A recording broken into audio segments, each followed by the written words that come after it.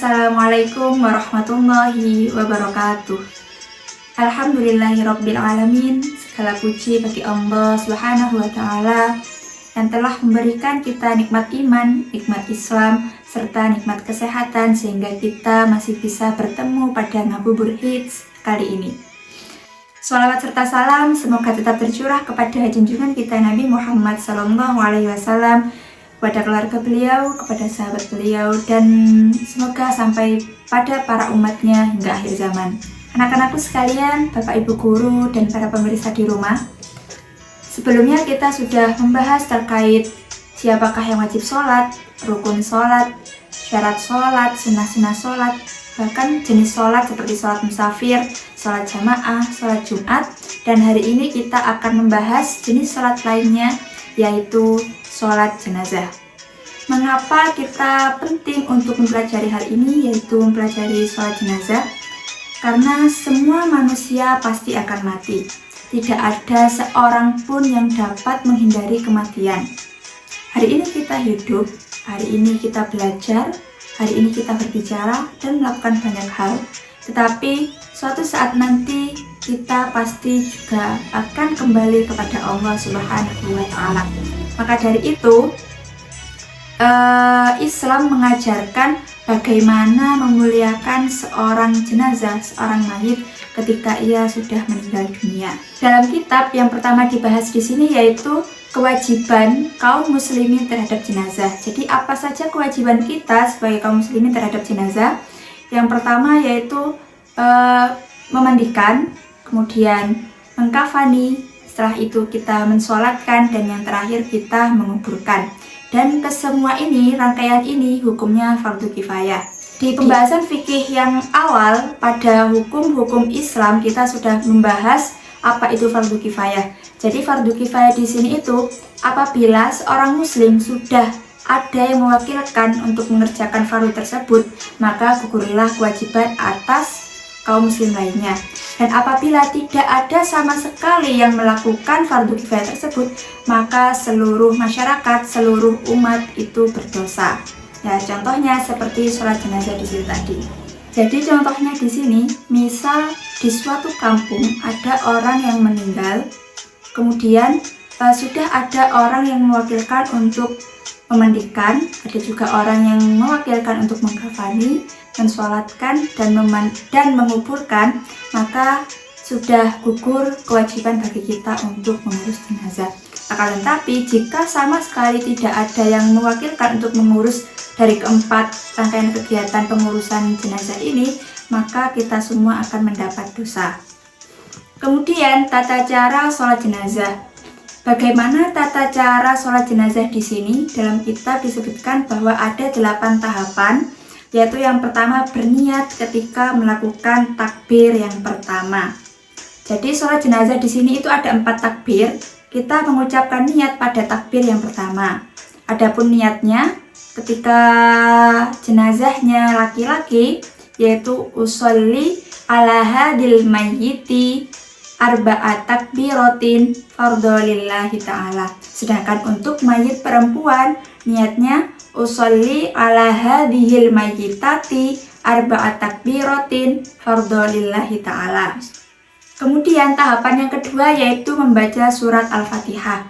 Jadi sama seperti sholat biasa, ketika sudah melakukan takbir yang pertama, kita langsung membaca surat Al-Fatihah.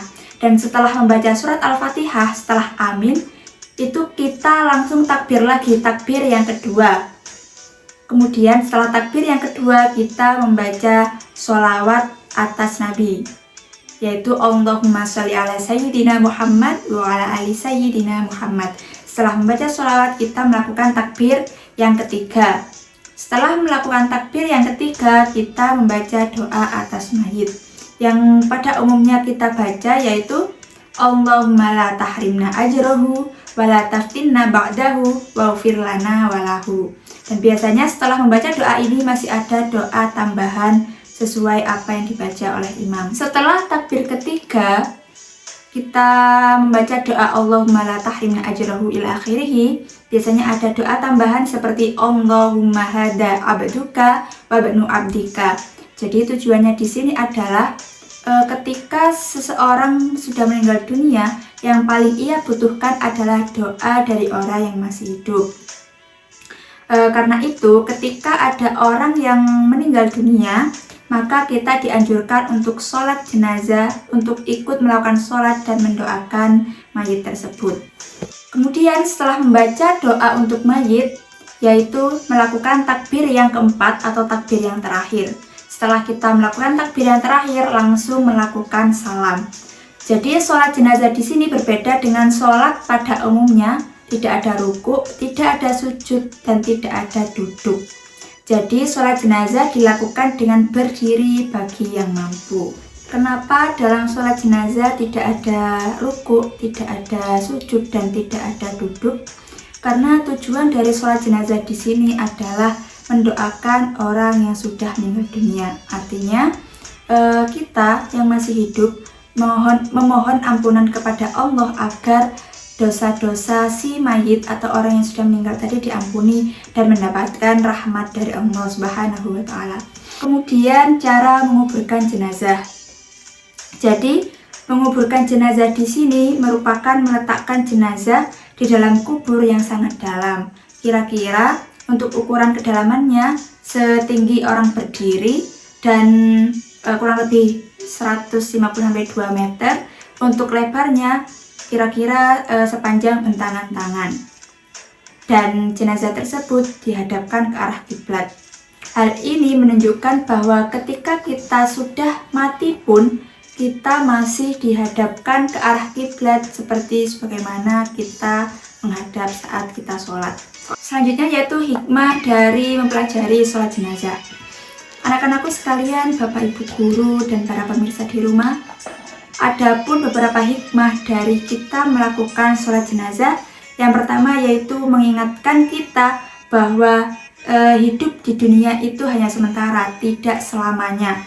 Jadi kematian tersebut mengingatkan kita agar kita tidak sombong dan tidak lalai dalam beribadah. Hikmah yang kedua yaitu mengajarkan kepedulian terhadap sesama muslim.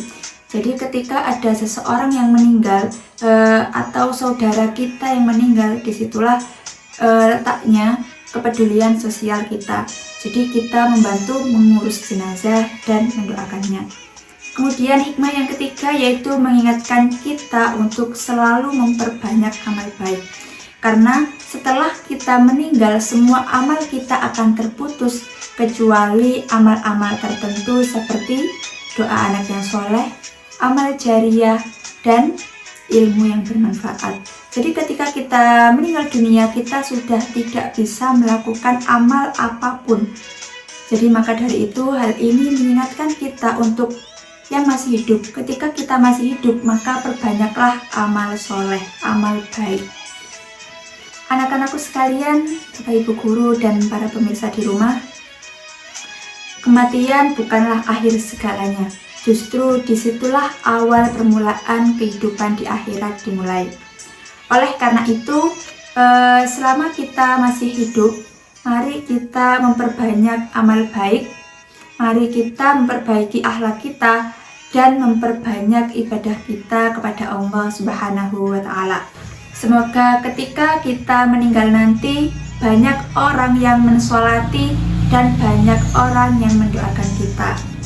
Dan semoga Allah mengampuni dosa-dosa kita, dosa kedua orang tua kita, dan memasukkan kita semua ke dalam surganya Allah. Amin, amin ya rabbal alamin. Demikian pada materi hari ini yang dapat saya sampaikan. Semoga sedikitnya materi ini dapat bermanfaat bagi kita semua. Wallahul muwaffiq ila aqwamit thoriq. Wassalamualaikum warahmatullahi wabarakatuh.